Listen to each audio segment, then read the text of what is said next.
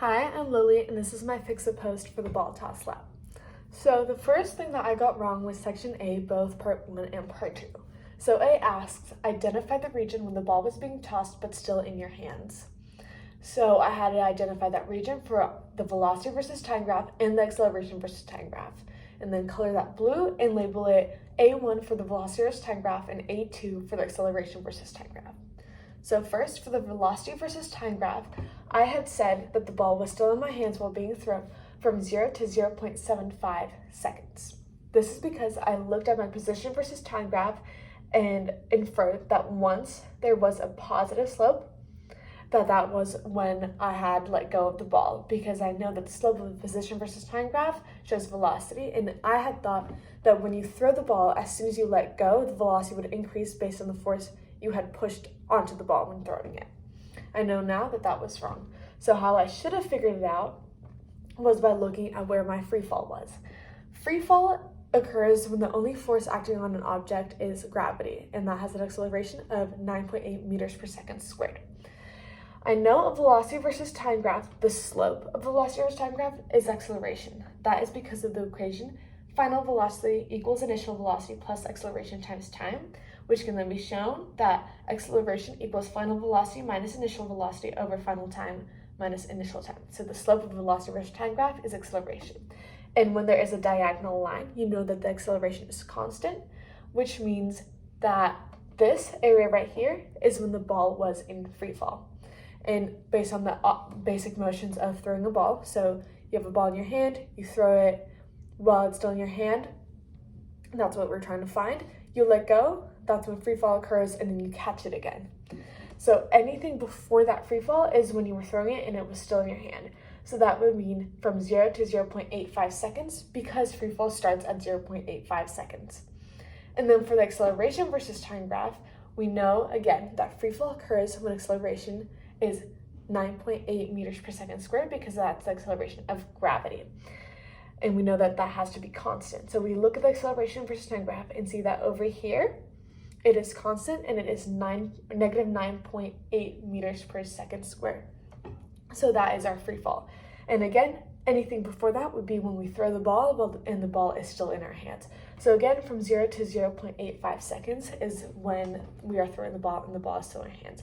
So those sections should have been colored blue and labeled A1 and A2 respectively.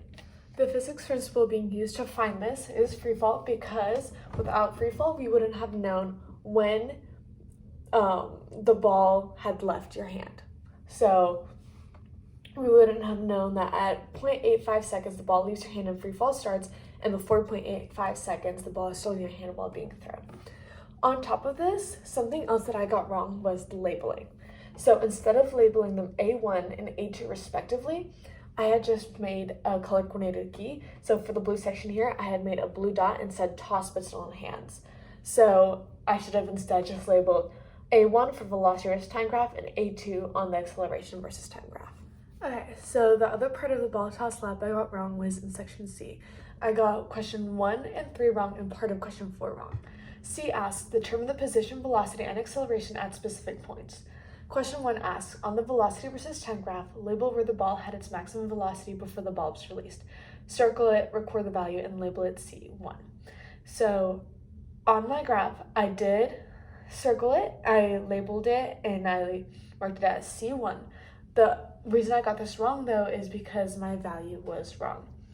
So the maximum velocity can be found as the highest point on the line in your blue section, the blue section being before the ball was released. Found in part A as when you throw the ball, but your hand is still on the ball. So to find that exact value, you would go to the graphical analysis app and then highlight that blue section. So again, when the ball was thrown, but your hand was still on the ball, then go and click on the graphing tab or graphing tools, and then click statistics and then max Y. Your max Y would be your maximum velocity. I got 0.48 meters, and the correct answer is 0.49 meters. The reason I got this wrong was because the section I should have highlighted should have been from 0 to 0.85 seconds, and I highlighted 0 to 0.75 seconds. The reason mine is 0.1 second less is because in part A, I had read my graphs wrong, and so I got the wrong time frame, so therefore I highlighted the wrong section, and that's why I got my answer wrong. Again, the physics principle that goes with this is free fall, because free fall was used to actually find that time frame in section A. The other question I got wrong was question 3. Question 3 asked, what was the velocity of the ball at the top of its motion? Label it C3. So I did label it C3 on my velocity versus time graph, and I had gotten 0.1 meters. The reason I got this is because I went onto the graphical analysis app, and then I went to my highest point on my position versus time graph, and then made a vertical line down through the velocity versus time graph. And then where those two lines intersected, that point, I found the value of using, again, the graphing tools. That value was 0.1 meters. That is incorrect, and it should be velocity equals 0 meters per second plus or minus 0. So there's no range between that. The reason for that is the physics principle that velocity is always 0 at the top of its motion, so before it starts to fall back down. This is because at the top of its motion, the object momentarily stops before switching direction, so from going up to down. So velocity is always 0. This wasn't even something I even had to look at the graphs. It's just a matter of fact that velocity is always 0 at the top of its motion. And then the last question I got wrong was question 4, and that asked, what was the acceleration of the ball at the top of its motion? Label it C4. So I did label it C4 as over here. And I actually got like the value right. I just didn't enter or add the units to it. So my answer was -7 or -9.7. And the correct answer would have been plus or minus 9.8 meters per second squared plus or minus 0.4 meters per second squared. So that would be the range.